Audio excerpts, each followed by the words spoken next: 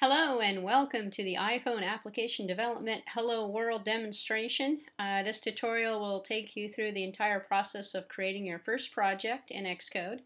This is the third video. The first two were downloading and then the second one was installing the Xcode development toolkit. So this video is current as of December 2011, and which is the latest version of the development kit from that point. And there have been some changes in the previous kits, so that's why I'm mentioning it. So let's get started. First thing we have to do is start Xcode. This is assuming that you've already got Xcode downloaded, and I put it in my dock after I installed it in the last video. Let me zoom in a little bit. When I open up Xcode, I get a screen that says Welcome to Xcode. And step number one of the instructions says to click on and create a new. And I created some instructions as a cheat sheet so you could pause the video and go back through the instructions if you missed a step. But click on and create a new project, and the type of the project is going to be a window-based application. If this screen does not come up automatically, there's a way of bringing it up. In fact, if you want, you can go into the Xcode menu and select File, New Project. A new project will bring up this screen here. Or if you click on New Project from the main screen, it's going to send you to the same screen. So we want to create a new project, and the new project type that we're going to create is going to be a window-based application. So click on the window-based application, and you can kind of see it up here. There's two sections, so you know you have the toolkit installed correctly when you have the iOS up here. If you click on some of the other options, you'll be creating non-iPhone or iPad types of applications. So, but this one worked just fine. So go ahead and click on the Choose button, and let's put a title in. I'm gonna call it Hello World. You can call it anything you want. I'm going to save in the documents directory. You can put it anywhere you want. It doesn't really matter. After you type in the title, go ahead and press save. And it's going to say it already exists. Okay, great. I'm going to call this a Hello World. Hello My World. Hello My World. I know that one doesn't exist yet. So let's see. Hello My World. So let's see. And Hello My World. It's a brand new app that just got opened up. You can see the simulator, and just to orient yourself a little bit to the Xcode environment, we've got a little menu bar up here for Xcode, as all apps, all Apple applications sort of run this way. And if you're brand new to the Mac and you're just doing this because you need to develop on the iPhone, you'll just have to get used to that. It's kind of different from Windows that the menu bar is up here. But in any case, we've got a simulator selection. I'm going to put the simulator on iPhone. It looks like we have an iPad simulator as well. It's set for the 4.3, which is the most current SDK for the development environment. So I've got that set there.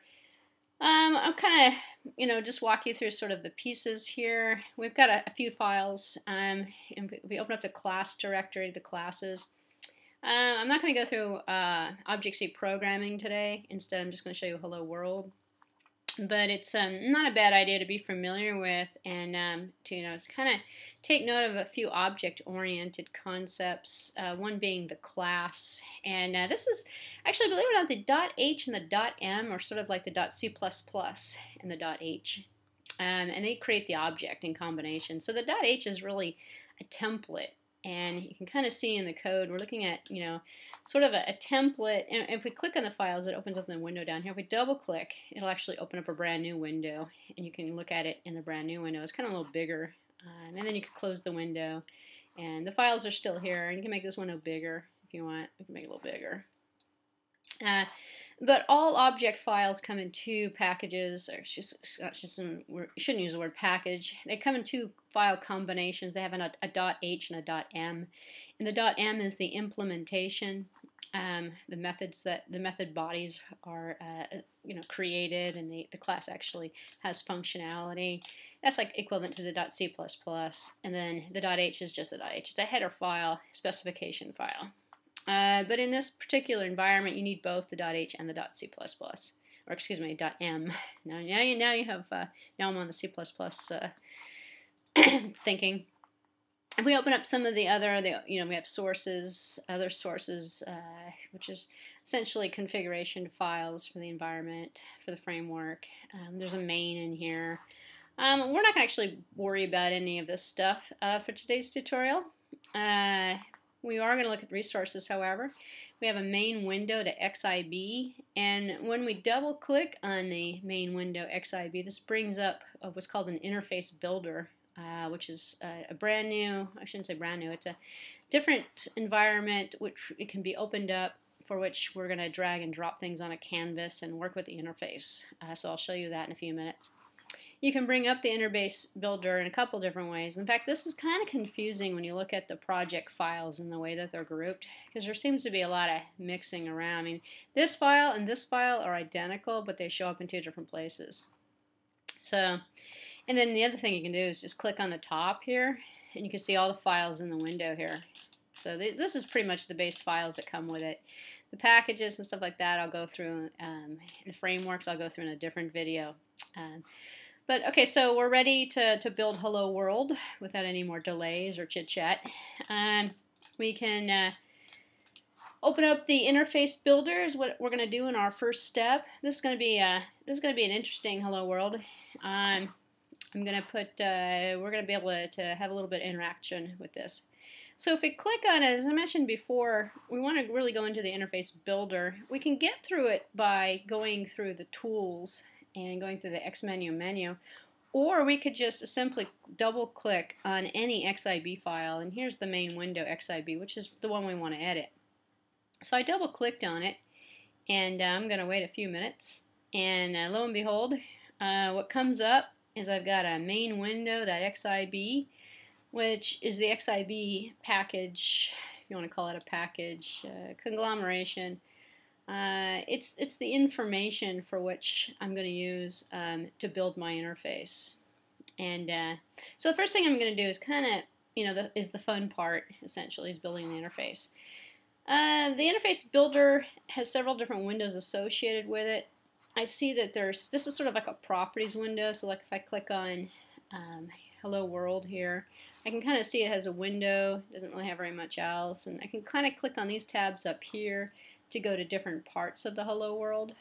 This is our main window that's going to appear to the users, and I put this little battery thing here to kind of show you this is the main window, which is great. So I'm going to close the window identity. Actually, no, let's just move the window identity over here because I'm not going to really use it right now. And instead, I'm going to go to Tools and open up the library. And the library has everything I need in it. It has all the classes, the objects, and things. You can kind of see I clicked on the objects up here with classes, media. These are all the things I'm going to drag to the desktop of my interface here. And I'm going to, it's going to try and make this window a little, I don't want Firefox. Going to try and make that window a little smaller. Hold on one second. Minor little issue there. Hold on. Get back to the. Whenever you lose a window, you can essentially just bring it up. There we go. I was going to say by clicking on one of the interface windows and it'll bring it up because we have Xcode running in the background. Interface builder. This is the interface builder here, which is kind of a separate application that loads. So. Anyway, I was going to make this a little smaller, so I'm going to make that a little smaller, and so I can zoom in a little bit. There we go. And you can make that smaller, get that out of the way. So I've got the window here, and what I'm going to do is put some stuff on the window. So let's take and drag 3 labels and put them on the window. And first thing I'm going is, where are my labels? How can I find anything in the library here? Actually, I could scroll through it and eventually find a label. Here's a label right here. Or I could filter it on the bottom and just go label. There's a label. So I'm going to take the label and I'm going to drag it to the canvas. And I'm going to put 3 of them on here. So go ahead and do that if you're following along. The reason why I'm going to do this is because I'm going to go Hello World, and then world's going to change. So if you double click on the label, it kind of turns blue a little bit. I'm just clicking randomly on here. If you can, go ahead and press the delete key. You can change what's in the label. So I'm going to say hello on this one, and this one is going to say world, if I can click on it correctly. Oops, without deleting it. I'll put it back here. There we go. There we go, world. And then down here, this is going to be enter your name. Enter your name. Why am I doing that? Because I'm going to put a text field down here, which means I got to go find a text field. So I'm going to go text. Look at that. Lo and behold, there's a text field. I'm going to stick a text field down here, and I'm going to have the person enter their name. That's why I say we're going to make an interactive Hello World program. So I'm going to stretch the window out a little bit. And you can change the fonts if you want. You can make it bigger by going to the fonts menu and adjusting the fonts. I'm just going to kind of leave everything on its own. So what I want to do is, like, you know, when the program is running, I need a, well, actually I need a button here. So let's put a button down here too. So I'm going to put a rounded, so select round rectangular button. I'm going to stick it right here. And I'm going to make my button a little big, actually. I'm going to make the button real big. That's a nice little button. Maybe I'll put it right here. I'm going to put a label on it. And it's going to say, press here to change name. I know it's probably a little excessive. You can go through and change the background color of the window and all the different properties of the window if you want, and I'll save that for you to explore with because that's pretty easy to find. But what I just did is I put 3 labels, I put a text box, and I put a button on the canvas. So I'm going to save this stuff so far. So I'm going to save, and I'm going to exit the interface builder. So I'm going to just quit out of the interface builder. And I'm going to go back to my project. And my project here, I'm going to essentially now try to build the functionality for the different things. So what I'm going to do is actually, instead of, so here's a couple things I could possibly do. I could change the Hello World default classes and add some functionality to that.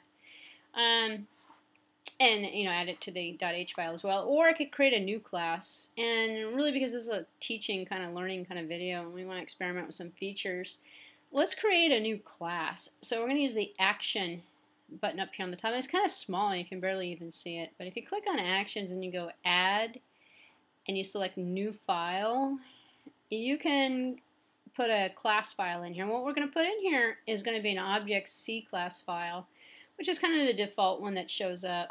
And the the class is going to be subclassed from NSObject. Don't worry about the subclassing at this point.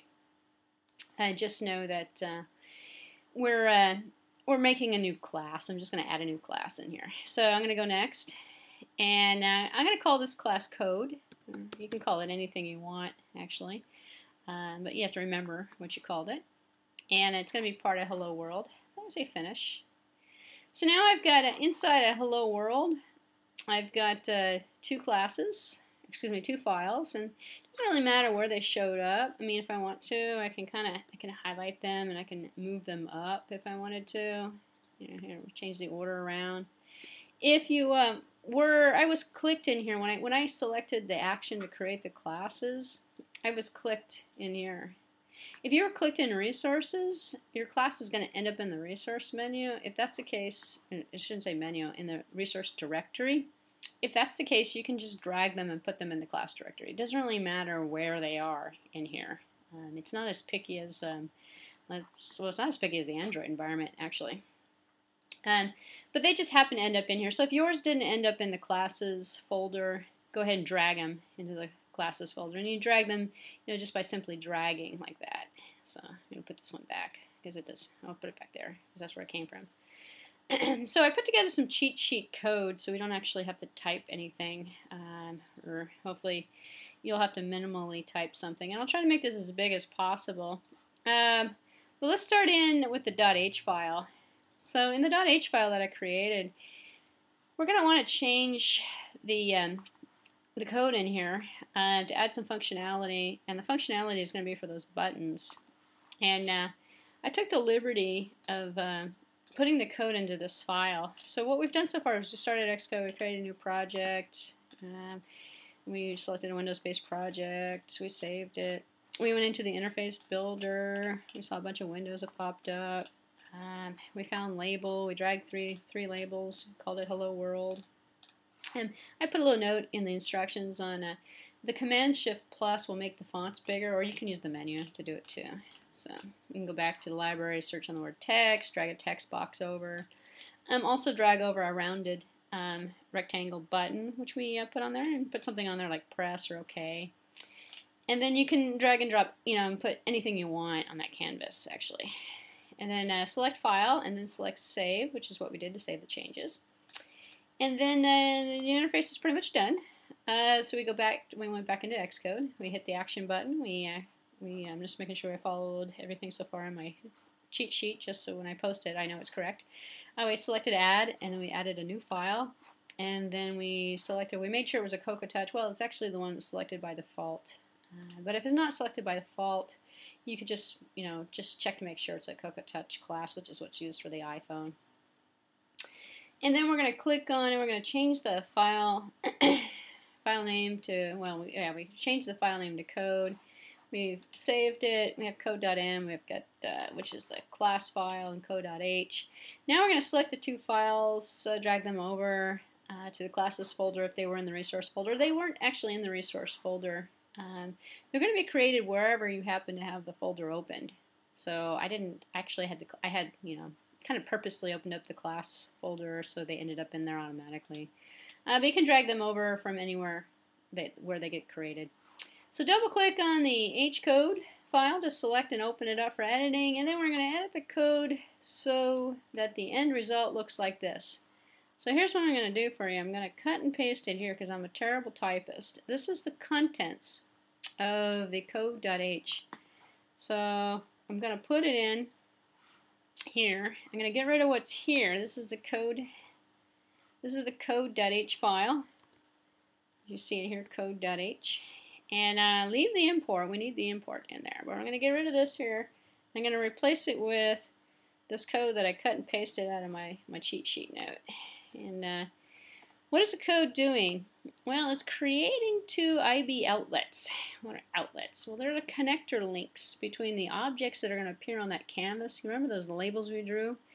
And the items that are going to appear in the code, for which we're going to have programmable actions associated with it.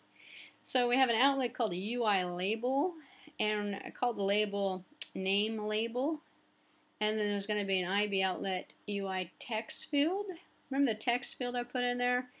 And so where it says hello world, there's two labels. We're going to connect the second label that says world to this name, so that when we type something in the text field, it'll change the name that it appears on the screen. And then we're going to have an action. So we have two labels, and we're creating an action, an IB action called click. Click is going to be the name of the action that we're going to use, and we're going to assign the action to the button. So it's going to receive the ID from the button on the canvas, and there's numerical IDs that are associated with it. We don't have to, actually, we're not even going to do anything with the ID, so we don't have to worry about it actually. But rather than that, we're going to send this click. We're going to create this event, and on this click action that's associated with the button, when the button gets pressed in, it's going to perform this action. But this is the header file, so the code for this isn't here. It is simply think of it like a prototype or definition. So these are defining the label field for the name and the text field, and also for the click event or click action. So this file is pretty much done. And I'll go over this the code segments in future videos to tell you a little bit more about what's going on with that. But I'm going to save it, and now I'm going to double click on the M file, which is really kind of the C++ file or the implementation. And here's the implementation code, and I'm going to go back to my cheat sheet. And in my instructions it says to save your work. Let me make this a little smaller so I can read it. So we cut and pasted that. We put it in the code.h file. And you can pause the video and take a look at this, and unfortunately you have to kind of type it yourself, but it's really not that much typing. Save the work, going to File menu, selecting Save. Now open up the code.m and then double click on it for editing, and then make it look like this. So I don't think I have to put the code.h in there because I think it's already there. So I'm going to cut and paste this. So I'm going to copy it actually. And then I'm going to go back to my Xcode. Yeah, I already have the import code right there. I don't need it. I'm going to paste. That looks pretty good. This is the implementation. I'm just going to make it, put some spaces in there, make it look good. And what is the implementation? Well, it's on the click event. On the click, it's going to take the name label, and it's going to send it to, it's going to set the text of the name text field to the text that's in the text field. So name label is going to essentially be equal to, and don't worry about, this is Object-C, so don't worry about the syntax at this point. We're going to learn this in future videos. We're just primarily interested in seeing this thing work. Let's go to File and go to Save, and what we've just saved was the implementation of the activity of the click. So this is the click here, of the IB action. So it's great. We've created the GUI items. We have just created the code for the 3 items of interest, 2 labels, or 1 label, 1 text box, and one click event associated with a button. So we can now make sure everything's saved. It's grayed out, so I know it is saved. And the instructions are going to tell us to go back to the interface builder. So go back to the interface builder. And then we're going to take and we're going to add this object to the list of files. We're going to select the object, view it in the inspector window. I'll talk about that in a few minutes. If it's not open already, we're going to go to Tools and open up the inspector. We're going to click on the I tab to inspect it, which is the far one on the, it's going to be the farthest tab on the right. We're going to change the class selection to code. We're going to click on the code objects, connect them, drag them, and then we are going to test it. And then we're going to be done with it. So let me go back through and do the fun stuff here. Alright, so we know how to get to the, or maybe we don't know yet. Do we know how to get back to that interface builder? All we got to do is click on the main window here. So we go back to the main window. And when we go back to the main window, we see this box here, this box of objects here. And we created, back at the ranch, we created the, we don't really need the library anymore. I can actually get rid of the library. Do need this window here. Don't really need that one. Don't need that one in the background either. We need this one. We need this one. Actually, we do need the library. I just closed it too. Oh well. I'll put this guy over here. Kind of organize my screen a little bit, make it a little easier to demonstrate this. This is, I don't know if I'd call it tricky, but this is the part that usually trips up some people. So I'm going to add an object to the main window, and the object I'm going to add is that class, because we put those actions, we put, remember the code.m and code.h, we put the functionality in this separate class file that wasn't part of Hello World, but it's part of the project. So I'm going to open up the library again, and this time I'm going to drag an object over, and here's an object here. So the object provides a template for objects controls, not directly available in the interface builder, so it's because it wasn't really part of the project. So I'm going to stick this over here. So that was pretty easy. So the library just allows you, it's kind of like playing a video game actually. The library allows you to drag stuff and add it to the project. So you just go to library and you find what you need, you add it to the project.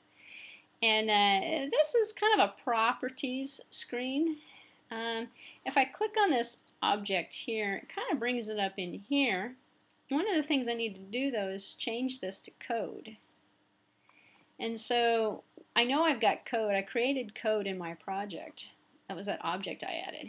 So I can add other types of objects if I want. And in this particular case, I'm interested in figuring out, well, the code is what I really want. We don't have to worry about anything else in here. Everything else is use the defaults. I'm going to be sloppy. I'm not going to set any names for anything. So if your screen wasn't on here, it didn't look like this, it was all empty, you have to press this I. So you have to click on the object and click on the I, which is the farthest tab to the right. And you need to change the class to code if you haven't done that already. And then click on this one here where it says, this is supposed to be a connector. It looks like, kind of looks like an arrow. And we're going to see how those arrows actually kind of work in a few minutes. And what we've got in this window, and this is what you should see in this window, if you don't see this in your window, and what you're looking at is the outlet, let's make this a little bigger so you can actually see it. Well, it's huge now. This is the new part. this is not going to show up in your window if you didn't put the code that I cut and pasted. If there's a typo in your code and you don't see this in the window, go back and fix it. Go back and see where the typo might be. Because these are the items: the name label, the name text field, and click, the received action, the click event. These are the three items that are going to be used to control these items over here. So this is the code for the GUI interface, if that makes any sense. So the tricky part, and I kind of alluded to it as being tricky, so I shall continue calling it tricky. It is sort of the tricky part. It's connecting. That's what they call connecting the items. So you're connecting, and you're using connector items. This is window connections, is what essentially looking at. It was because I clicked on the window, actually. When I clicked on the window, now I have the window connections that I'm looking at. Hello World app. My Hello My World app is part of the window connection item. So if I click on this item back over here, I can get back to these connections that are part of the code object that I created. So how do we connect the objects? Well, we can click. I'm going to start with the name first. I'm going to go with the text field. So this is the name. This is the text field. This is the event for clicking. This is a button, believe it or not. So I'm going to take this little, and if I put my mouse cursor over the little circle, the little circle turns into a plus, means to add it. So I can click on it, and I start dragging, and I see this blue line occur. I'm not pressing anything on the keyboard, and I'm hovering over this event. This is a label world, so I'm letting go of the mouse button now, and now I've got a name label that is associated with the label world, and the title on the label is called world from how I created it. And then I'm going to do the same with the name text field. So I'm going to click here and come down to this rounded style text field. And I'm going to release the mouse, and over here is where the connection is being made. So if I put my hover the mouse over, I can kind of see the two labels changing. If the functionality is not working for you and you're getting frustrated, try pressing the command or the control. Probably the control button on the keyboard is going to do it for you. I'm not pressing anything at all. Some of the SDKs work just with the mouse, and this is just the regular old first mouse button click. Some of the previous ones require the control button being pressed. If they're not working at all, there's a serious issue with the connection. And it's not the fact that you can't connect it, it's the interface won't let you connect it because there's a problem with the connection. So if these are missing, you don't see these in this window, there's a problem with the code you cut and pasted because that wasn't created correctly. So the button down here, this press here to change the name button, it's kind of a big label I put on the button, is the received action. So this one is the click. So I'm going to do the same thing I did with the other one. I'm going to come over here. I'm going to release it. When I release it, I got a bunch of options because these are things that can happen when I click the button. I'm just going to do a touchdown. If I touch down on the button, this is the event. I could do a drag. I could do a drag exit, and inside and outside, a value changed. But the touchdown is really the event. Because the touchdown is when you touch down on it. Either you can't see it, but I just put my finger on my monitor, or you click it with a mouse or something of that nature. So now I'm going to kind of back out a little bit, make it a little smaller so I can kind of see what I'm doing, and I'm going to save. So I'm going to go to File, and I'm going to go Save. And at this point, I have finished the entire application. And just to review a little bit, I went in, and you don't have to do it in this order. If you want to, you could just create these items first. You can create the code first. This is just exactly kind of like Android development. You can create all the code first and then do the GUI second. Here I kind of did it in between. I did the GUI first, and then I created the code, and then I went and I connected the code to the GUI. You're going to need to do the connection. When you do the connection, and the order that you create the GUI is totally up to you. So you don't have to create those GUI items first. I did it because I would have wanted to know, like maybe if I wanted to create 4 or more or 5 more and I want to have more actions. After I design the GUI, then I can go create the connectors for it, connect the code for it. And I'll be going over the code and how to actually, because we didn't really actually program anything in this video. We're just kind of using pre-designed code to begin with. Alright, so I can actually, because I've saved it, I can actually exit now. I'm going to exit out of the interface builder. I'm going to quit the interface builder here. And I'm going to cross my fingers and go back to Xcode. And I don't really have to save it because when I save, it's going to when I select here, what I'm going to select is build and run. When I select build and run, it's going to actually compile it for me or ask me to save it. And I'm going to switch it to I thought I switched this already. I'm going to switch it to iPhone Simulator by default. I'm sure you could probably set a preference. So this always goes on to iPhone Simulator. I thought for sure I had set that already, but let's see. So, and I'm going to press build and run, and hopefully there's no errors. There's no errors. I see a big iPhone thing showing up on the screen. Here it is. Let me make my screen. Well, actually, it's okay. It still fits, even though my screen's kind of big. And I click in the box here. I can go here, say Barb. And I'm going to press here and Barb changed. So I can also use the keyboard. I can backspace and go, hello, nerd. We got nerd now. Hello, you. You. So you can kind of see that the application works, hopefully. And hopefully yours is going to do this too. And you've just created a pretty nice Hello World application. It takes input, puts it on the screen. We got a little event going on. So in the next video, we're going to start learning how to write the code, actually. And one of the things you might notice here, if you press the bottom thing on the simulator, it actually is kind of a true simulator. You can bring up like, you know, a web browser, you know, and you can actually see stuff on the screen. In fact, let me test this out. I'll put my website in there and see if it comes up, actually. Then I know for sure, because I know that my website's not programmed in here. Let me go in here, www.vhacker.com. If that comes up, I know this is live. It is live. Look at that. It is live. Okay, very good. So I've got internet access. It's not bad. I'm going to cancel. You can see I can run my application again. You know, hello me. Yeah. But it doesn't really do very much. If I want to clear this out, it's really easy. You just go to the simulator and you reset the content in the settings. So, you know, because here's the thing I get, and I get this all the time actually when I do Android testing. And not only does the Android emulator take twice as long to load, but it's got a bunch of old stuff on there from previous attempts, failures, broken problems, and it just gets kind of cluttered. So if you go in here and go reset content and settings and go reset, the simulator will actually reset back to a blank nothing in here simulator. And there's no way of shutting and closing down the simulator from the window, so you just have to actually kind of just go quit simulator. So that was the end of Hello World and your first project, and I hope it worked for you. If not, go back through the steps. I'll put this up here one more time.